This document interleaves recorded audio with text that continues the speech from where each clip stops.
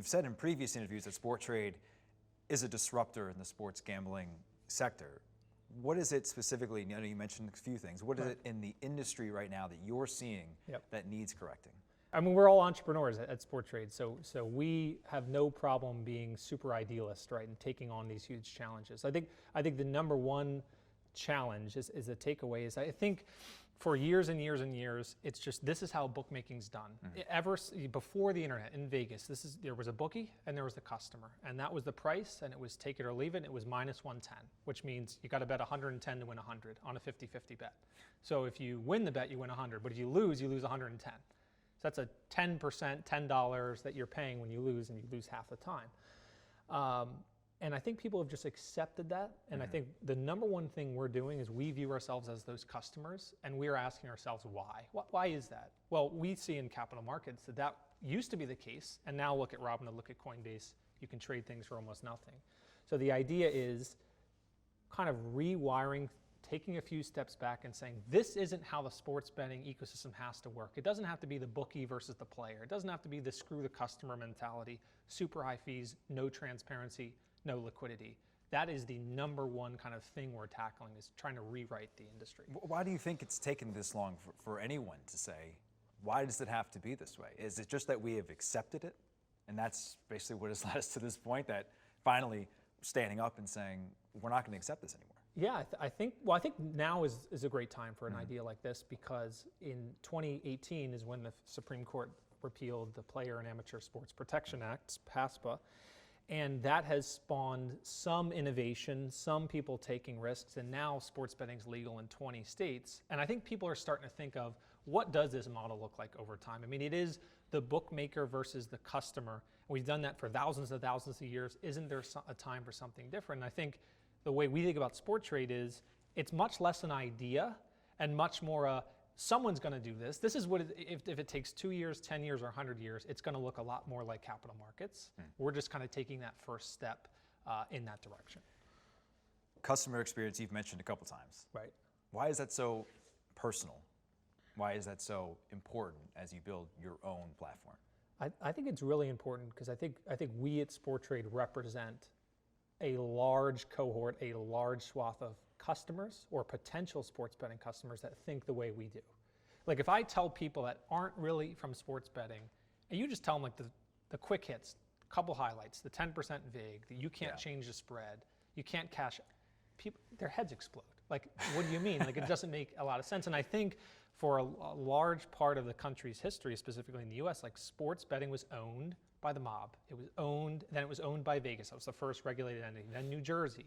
And now all these states are popping up. And I think people are starting to think, hey, this doesn't have to be a mob-run type thing anymore. This can be much more like a financial services business. So I think a lot of people are thinking like that. And as you've built this, there have been difficulties, right? In this exchange model, popular in Europe, not so much in the United States for a variety of reasons. What are some of the difficulties as you guys have tried to build this that you have found? Yeah, I think the number one thing is, as we look at the regulated sports betting environment in the US, it's not really built, it's really built for the incumbents. It's really built for the folks that are going to take outsourced technology stacks, maybe already have a database of daily fantasy sports customers, and come in with what has been dominantly or predominantly the product in Europe, which is the bookmaker model.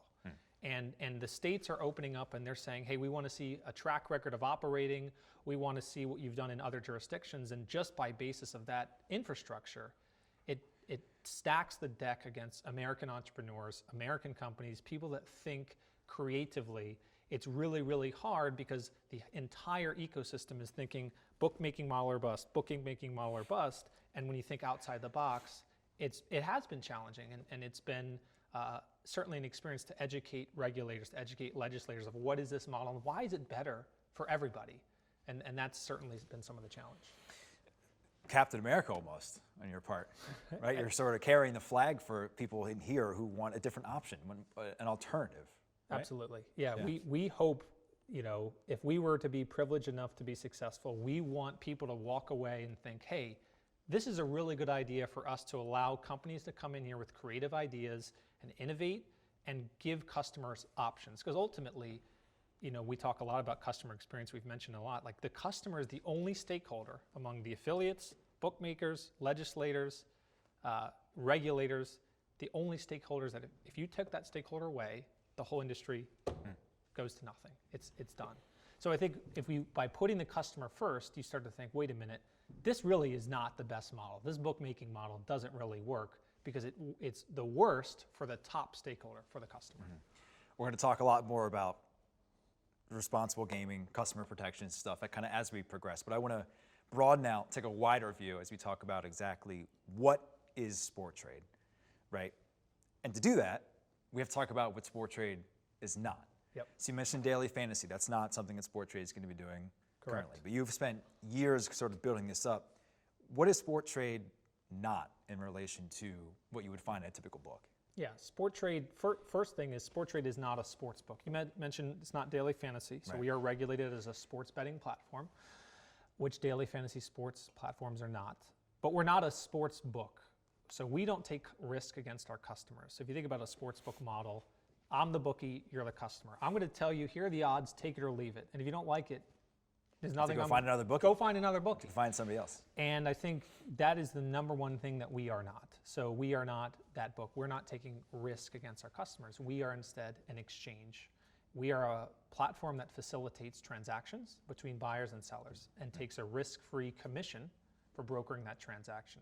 So it's no longer the zero-sum win-lose relationship of I'm the bookmaker, Dan's the player. If Dan wins, I lose. If Dan loses, I win. It's now an ecosystem where we as the platform are bringing together a diverse group of market participants and matching them together at the best possible price. So it's no longer you versus the bookmaker, it's you versus the market as a part of that ecosystem. So give me an example of that. Put that in layman's terms for me when you talk about the matchmaking, I guess, for lack of a better term. Give me an example. Yeah, so an example would be, so if you think about a business model like NASDAQ, it's a big stock exchange. Their job is to list securities. So when companies IPO, they may choose to IPO on the NASDAQ stock market. And NASDAQ's job is to list that security and then match buyers and sellers of that security. So when you come in to either buy or sell Apple, you do it on NASDAQ and you're matched against the best price on the other side. That's what NASDAQ guarantees for you, is best execution. We as Sporttrade, we list sports outcomes, right? So we're not listing securities, we're listing sports outcomes, and the sports outcome may be Eagles to beat the Bengals, right? And then what we match are customers' bets, buyers and sellers, of what are called sports contracts on those listed outcomes. And a sports contract is just an instrument that settles 100 if the outcome occurs and 0 if it doesn't. So if you were to think of the Eagles to beat the Bengals, we're going to match buyers and sellers of contracts on that outcome. Let's just say the Eagles are favored to win. Their contract price may be trading $55, right? Now, when you say that, let's back up. When you say that, we're talking about implied probabilities, right? Right. We're talking 0 to 100. So American odds, for those who are have that sort of ingrained in them, throw it out. Throw it out. This is 0 to 100. This is a lot easier to sort of maintain here. For sure. Good. Yeah, I mean, even when I was in college and I had my college golf buddies trying to explain to me minus 110, minus 150, plus 250, I still to this day sometimes get it mixed up. And I watch my network say, hey, I bet this plus 250. No, actually that's minus 250. I would think they were talking about my score. Yeah. I'm not playing. I was not a golfer in college, put it that way. Exactly. Yeah. Well, when I started playing golf, I was in the 70s, and now I'm in the 90s. But yeah, I mean, it's a simpler pricing structure, right? It's 0 to 100. So if the Eagles win the game, all the contracts settle 100. If the Eagles lose the game, all the contracts settle 0. And the price, to your point, is equal to the probability. So a $55 contract price on the Sporttrade exchange means that the ecosystem of market participants thinks that the Eagles have a 55% chance of winning. We don't tell you the price, right? As a bookmaker, they say, this is the price, take it or leave it. On Sporttrade, we allow the market to determine that.